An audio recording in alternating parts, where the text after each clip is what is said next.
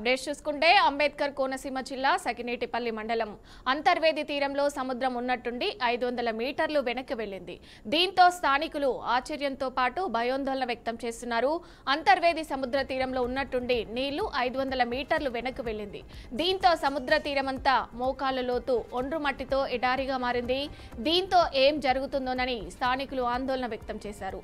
తీర ప్రాంతమంతా మోకాళ్ల లోతు ఒండ్రు మట్టితో నిండిపోవడంతో సముద్ర స్నానానికి వెళ్లాలంటేనే పర్యాటకులు భక్తులు భయపడుతున్నారు.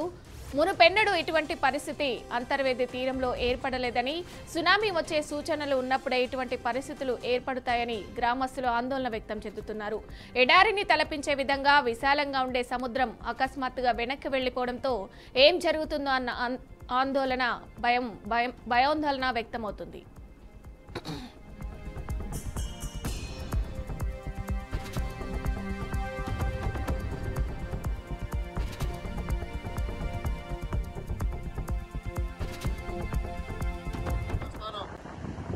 కోనసీమ జిల్లా బంగాళాఖాతం దగ్గర ఉన్నాము. మరి ఈరోజు సముద్రంలో కెరటాలు అసలు రావట్లేదు.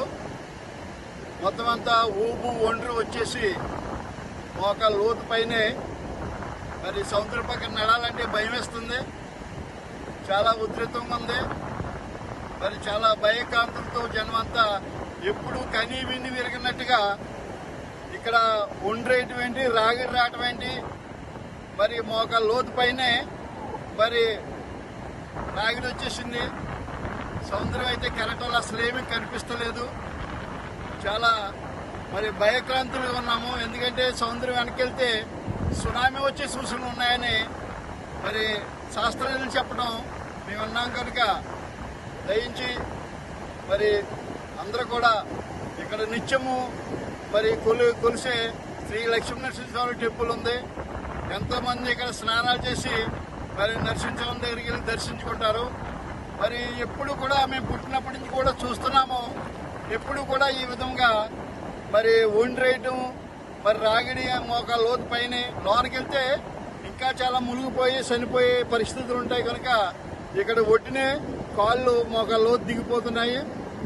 చాలా విచిత్రంగా ఉంది. మరి దీని విషయమై మరి పరిశోధకులు మరి అందరూ కూడా ఆలోచించవలసిందిగా కోరుతున్నాను. నేను అంతర్వేది దేవస్థానం సర్పంచ్ని మాట్లాడుతున్నాను. ప్రొద్దుట వాకింగ్ అని ఇక్కడికి వచ్చాను. ప్రతిరోజు కూడా వాకింగ్ వస్తూ ఉంటాను.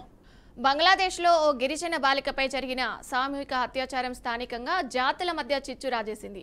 ఆదివేసి తెగలకు వలస వచ్చిన బెంగాలీ వర్గాలకు మధ్య చెలరేగిన తీవ్ర ఘర్షణలో 3 ప్రాణాలు కోల్పోగా సైనికులు, పోలీసుల సహా 10ల సంఖ్యలో ప్రజలు గాయపడ్డారు. భారీగా భద్రతా బలగాలను మోహరించిన హింస అదుపులోకి రాకపోవడంతో ఆగ్నేయ బంగ్లాదేశ్లోని పలు ప్రాంతాల్లో భయానక వాతావరణం నెలకొంది.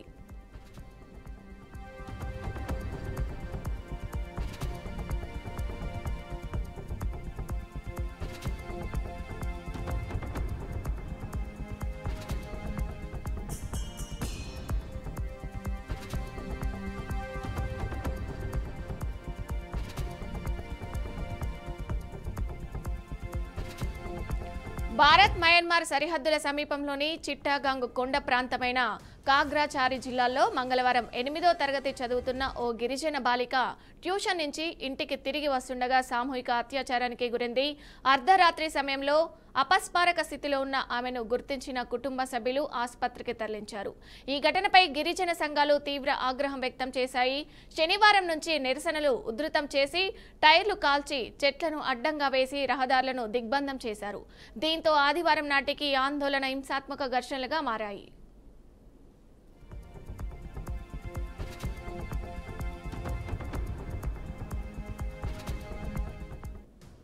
కాగ్రాచారి జిల్లా కేంద్రంలో మొదలైన అల్లర్లు క్రమంగా ఇతర ప్రాంతాలకు వ్యాపించాయి. ఇరు వర్గాల వారు ఒకరికొకరు వ్యాపార సముదాయాలపై, ఇళ్లపై మరొకరు దాడులు చేసుకుంటూ నిప్పు పెట్టారు.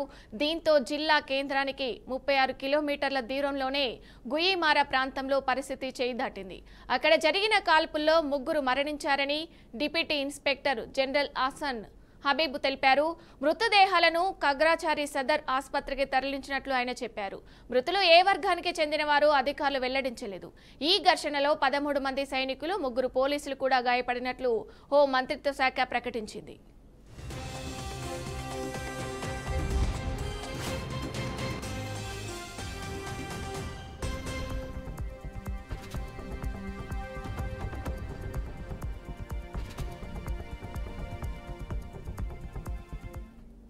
పరిస్థితిని అదుపులోకి తెచ్చేందుకు జిల్లా యంత్రాంగం కాగ్రాచారి పట్టణంలో సమీప ప్రాంతాల్లో సెక్షన్ 144 విధించింది. సైన్యం, సరిహద్దు భద్రతా దళం, పోలీసులు గస్తీ కాస్తున్నప్పటికీ ప్రజలు ఇళ్ల నుంచి బయటకు రావడానికి భయపడుతున్నారు.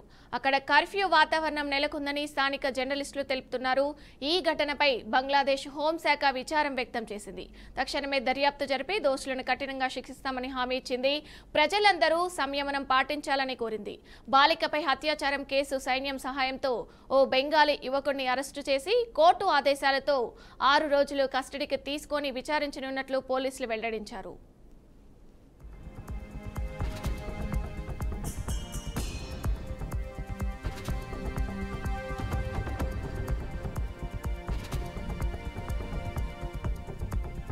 ఎన్టీఆర్ జిల్లా మైలవరం నియోజకవర్గంలో ఉద్రిక్తత నెలకొంది. మైలవరం సీఐ ఆఫీస్ వద్ద వైసీపీ కార్యకర్తలు, నాయకులు భారీగా చేరుకున్నారు.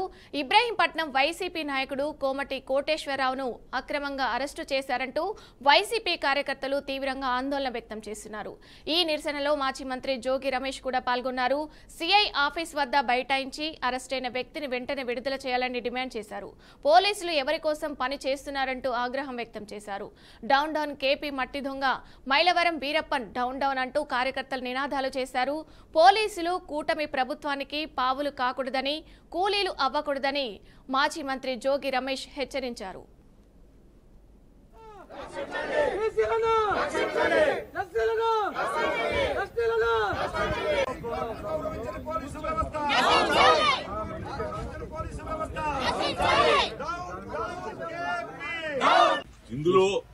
ఇందులో ఏమన్నా అసభ్యకరమైన భాష ఉంటే మీరు అరెస్ట్ చేయండి, లేదా జైల్లో పెట్టండి. ఇందులో ఏముందో చూడండి ఒకసారి. డిపార్ట్మెంట్ పంపిస్తుంది, ఎస్పీ గారికి పంపిస్తుంది, సిపి గారికి పంపిస్తుంది, డీజీపీ గారికి పంపిస్తుంది. డిపార్ట్మెంట్ చక్కగా మేము బాయ్ అనే దీంట్లో వెళ్ళాలి.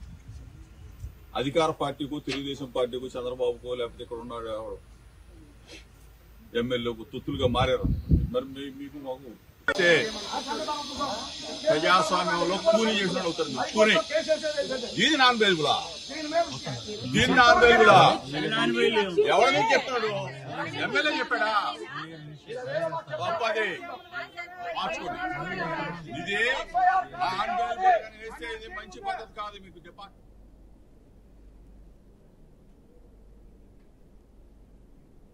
ఎన్నికలు ఏవైనా గెలుపు బీఆర్ఎస్ పార్టీదేనని ఆ పార్టీ వర్కింగ్ ప్రెసిడెంట్ కేటీఆర్ అన్నారు.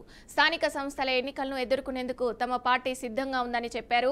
ప్రజలు మళ్లీ కేసీఆర్ కావాలని కోరుకుంటున్నారని, తాజా పరిస్థితులు చూస్తే గల్లీ నుంచి ఢిల్లీ వరకు ఏ ఎన్నికలైనా బీఆర్ఎస్ కు అనుకూలత కనిపిస్తుందన్నారు.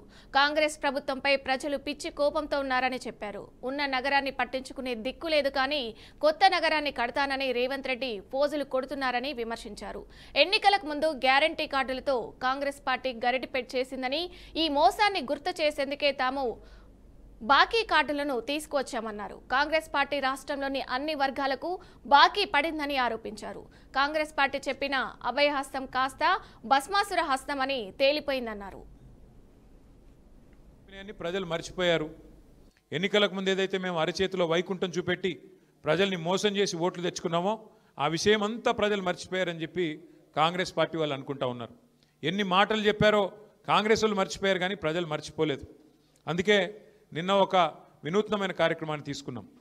ఎన్నికలకు ముందు కాంగ్రెస్ పార్టీ ఇది మా గ్యారంటీ అంటూ గ్యారంటీ కార్డుల పేరిట ఏదైతే గారడీ చేసిందో, పెద్ద మనుషులకి 4,000 పెన్షన్ ఇస్తామని, మహిళలకి 2,500 ఇస్తామని, రైతులకు 10,000 కాదు 15,000 రైతు బంధు ఇస్తామని, కేవలం అసలుదారులకే కాదు కౌలు రైతులకు కూడా 15,000 ఇస్తామని, రైతు కూలీలకు 12,000 ఇస్తామని, ఆటో అన్నలకు 12,000 ఇస్తామని, ఇట్లా నోటికి ఎంత వస్తే అంత 2 లక్షల ఉద్యోగాలను యువతకి, నిరుద్యోగ భృతి 4,000 ఏదైతే చెప్తూ పోయినారో వాటన్నిటి విషయంలో మళ్ళీ ప్రజలకి ఒక్కసారి తిరిగి గుర్తు చేయడానికి, కాంగ్రెస్ గ్యారంటీ కార్డుల పేరిట చేసిన డ్రామాని గుర్తు చేయడానికే నిన్న మనం మన పార్టీ నుంచి కాంగ్రెస్ బాకీ కార్డు అంటే, కాంగ్రెస్ బాకీ కార్డు అంటే ఏ వర్గానికి ఎంత బాకీ పడ్డారు, రైతులకు ఎంత బాకీ పడ్డారు, అట్లాగే రైతులకు ఎంత బాకీ పడ్డారు, అట్లాగే మహిళలకు ఎంత బాకీ ఉన్నారు, అట్లాగే మన తమ్ములకి చెల్లెలకి ఎంత బాకీ ఉన్నారు, అట్లాగే వృద్ధులకి వితంతులకి పెన్షన్దారులకి ఎంత బాకీ ఉన్నారని చెబుతూ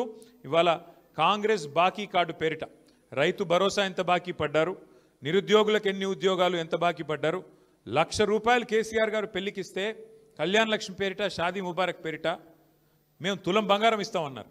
మరి ఇప్పుడు 8 లక్షల పెళ్లిళ్ళు అయినాయి. 8 లక్షల తులాల బంగారం బాకీ పడ్డాడు రేవంత్ రెడ్డి కాంగ్రెస్.